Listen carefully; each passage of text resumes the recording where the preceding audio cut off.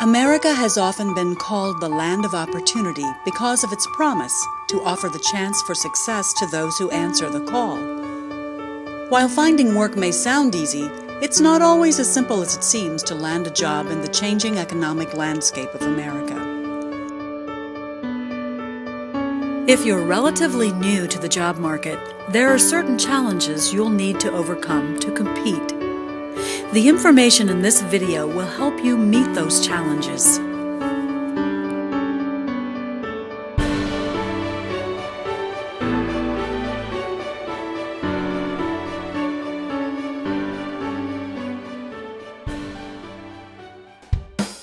Finding work in America for young job seekers is often relegated to the fast food and restaurant industry.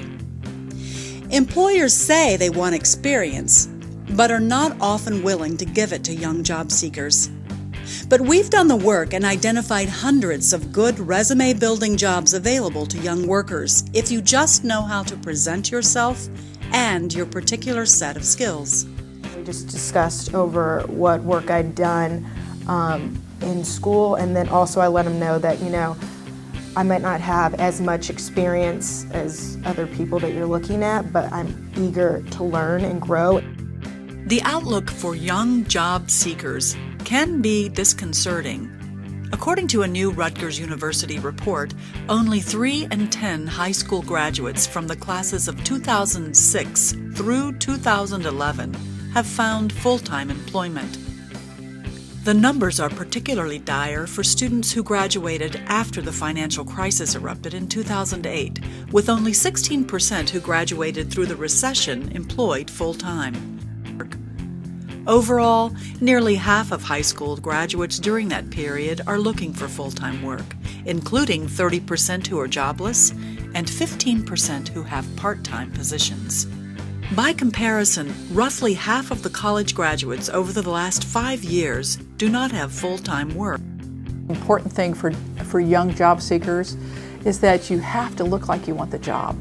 Sometimes you come in and you're pretending it's still this adult-child relationship, and it's not that anymore. You're presenting yourself for the first time as a young adult. I suggest that, I don't want to sound harsh, but act like it. Act like you're an equal to me. Act like you want this job and show that you're willing to do whatever it takes. And one of the nice things about a young worker is that they haven't been tarnished with any bad habits yet. So they're a blank canvas, and you can mold them the way you want them to. You really have to be able to talk about yourself. You have to know your skills, your capabilities, knowledge that you have, and accomplishments that you've had that's of value to the employer. You have to be able to talk about that. It's your job to overcome hiring objections and put employers at ease about your interest in their place of employment. But first, you must find the open position.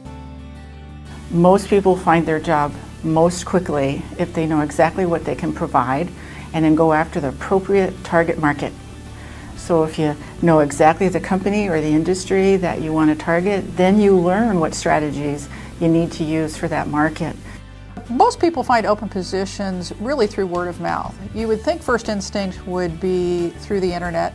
A lot is done that way, but really we hear about open positions by who we talk to every day, who we see on the streets, those type folks. Successful job seekers use a variety of job search avenues to identify open positions. The first rule is always be in network mode.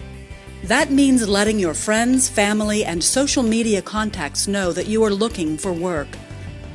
But creating a network, let's just set that. That's not to create a network of people that you go out and say, do you have a job, do you have a job, do you have a job? Because a network will begin not to talk with you.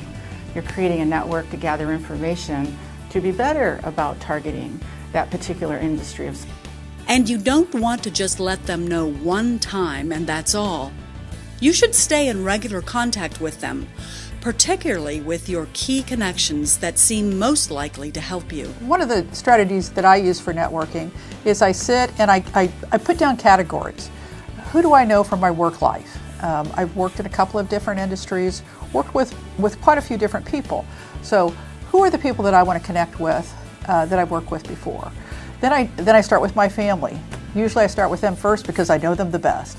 Then I have them, make sure that I talk to all of them and network with them to see if they know of anyone that is hiring, and also if any of their friends know that anyone is hiring. You make it a goal that you get 2 names from before you leave any meeting from your networking. And I was okay, so then I would get 2, and then I'd get another 2, and then I'd just branch off from that. Then I start looking at neighbors, ask them, then keep going down the line. Let's start with people we go to church with, people that I may be in organizations with, go down the line that way. Also LinkedIn is another online community that is really great for networking, as well as social media such as Facebook. I think people don't think about every person that you come in contact with is a potential job opportunity. When you're standing in line at the grocery store, people behind you, people in front of you, the cashier, all those people are potential job opportunities that can lead you to another job.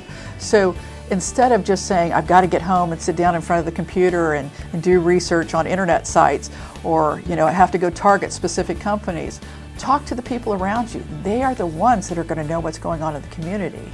So take advantage of that. These connections are your lifeline to finding out who is hiring. Keeping your network up to date and letting them know of the type of industry and position you are looking for can be a huge time saver.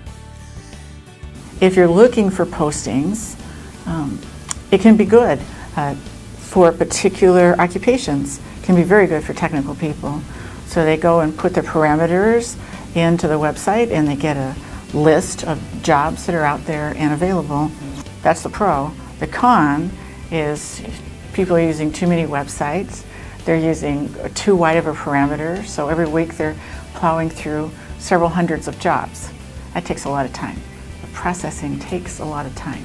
So that's why I'm constantly telling people, narrow the scope, narrow the occupational scope, narrow the industry scope, so you're not spending 3/4 of your week processing job postings. Like, look, get you 2 or 3 references on your LinkedIn page.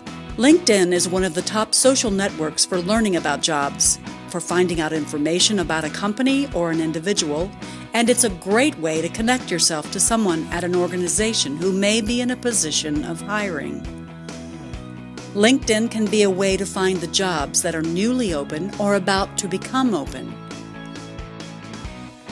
CareerBuilder, Monster, and Indeed are examples of job search websites that offer job listings. They deal in large volume and are often highly competitive, but are still worth investigating. Some of the pros and cons of using job search websites, particularly CareerBuilder, Monster, Snag-a-Job, those type job sites, a lot of educational institutions are looking in there as well. So some pros are that it can direct you into what are the most popular jobs out there right now, but some of the cons